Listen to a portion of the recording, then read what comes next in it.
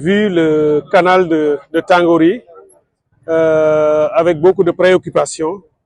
J'ai pu constater sur le terrain le grand besoin de réaction et d'action sur ce canal, puisque effectivement toutes les villes du Sénégal ont chacune son problème d'assainissement et de drainage des eaux de pluie. Mais ici à Tangori, ce que j'ai constaté, c'est effectivement le problème lancinant qui dure depuis de nombreuses années et qui est lié à ce canal qui s'élargit d'année en année, hivernage après hivernage, et qui par endroits ressemble presque maintenant à une rivière ou presque un fleuve. Et on peut imaginer les désagréments et les dangers sur la sécurité humaine dans cette zone. Donc j'ai regardé avec beaucoup d'attention et avec le maire de Tangori qui nous a fait la visite et avec la population, mais également avec les députés, l'honorable député Nima et tous les autres, des maires des communes de Bignona et la population locale. Nous avons vraiment observé et les techniciens ont réfléchi sur place pour voir quelles sont les solutions à mettre en place. Et comme je l'ai déjà dit, il y a des solutions d'urgence qui ne peuvent pas attendre. Nous, l'hivernage s'installe déjà.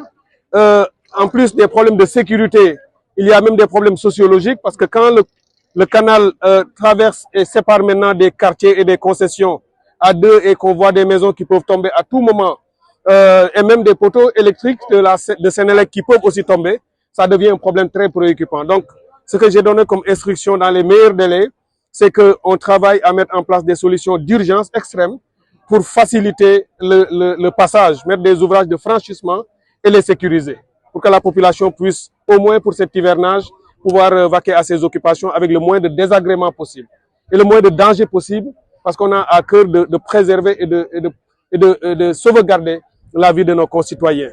Mais évidemment, j'ai aussi donné instruction à mes équipes pour lancer dans les meilleurs délais également, dès la semaine prochaine, ils se mettront ensemble pour commencer à réfléchir, avec les équipes, lancer une étude sur la réalisation d'un canal régulier, normal, puisque c'est la seule solution que nous avons vue ici.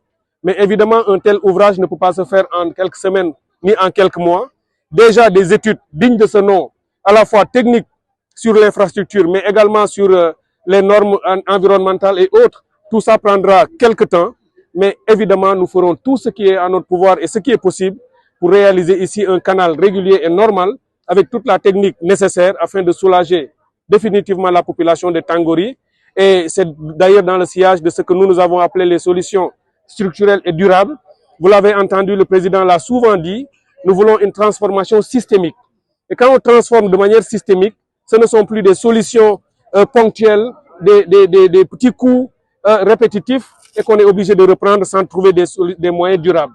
Ce que nous voulons, c'est résoudre ce qui peut l'être maintenant, mais dans les meilleurs délais, faire l'étude nécessaire pour lancer les travaux de réalisation d'un canal régulier et espérons, avant le prochain hivernage, pouvoir au moins réaliser ce canal ou en tout cas l'avoir avancé suffisamment pour montrer que notre intention est de résoudre ce problème. Donc, c'est pour dire que nous avons pris véritablement conscience de ce lancinant problème qui est très préoccupant et nous allons tout faire pour pouvoir, disons, soulager les populations de Tangori. Et aussi, tous les maires des autres communes de Bignona étaient là avec nous et nous avons fait cette visite ensemble. J'ai été reçu aussi par les populations de Tangori qui nous ont aussi exprimé leurs besoins et leurs préoccupations. On en a pris bonne note. Et évidemment, avant de démarrer tout ça, nous avons été rendre visite à l'imam, notre père Fansou Bonia, pour le saluer, pour lui donner notre ziar, pour le remercier pour les prières qu'il ne cesse de dire et de faire pour le Sénégal. Il a reçu récemment le président de la République qui est venu lui rendre visite, rendre hommage et solliciter ses prières. Je crois que le peuple sénégalais tout entier avait été très fier et très heureux d'avoir vu le président venir jusqu'ici à Bignona. Si on considère tout ce que Bignona a consacré à ce combat pour le changement dans notre pays, tout le sacrifice consenti par Bignona pour que ce pays se transforme, pour que les Sénégalais recouvrent l'espoir et l'espérance, il était normal que le président vienne ici. Et je suis venu dans ce sillage et je suis sûr que le Premier ministre, dans les meilleurs délais, dès que l'agenda extrêmement chargé qu'il a lui permettra de le faire, sera heureux aussi de venir. D'ailleurs, j'en ai profité pour transmettre à l'imam les salutations et les remerciements de monsieur le Premier ministre, parce que je lui ai rappelé à l'imam que ma dernière visite ici à Bignona, j'étais justement avec le Premier ministre. On était venu pour solliciter ses prières pour la paix pour qu'on aille à une élection régulière et normale et pacifique.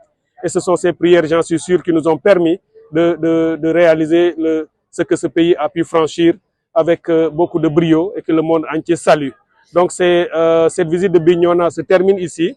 Nous avons pris bonne note et dans les tout prochains jours, Inch'Allah, toute mon équipe sera mobilisée pour apporter des solutions à ces problèmes identifiés. Merci beaucoup.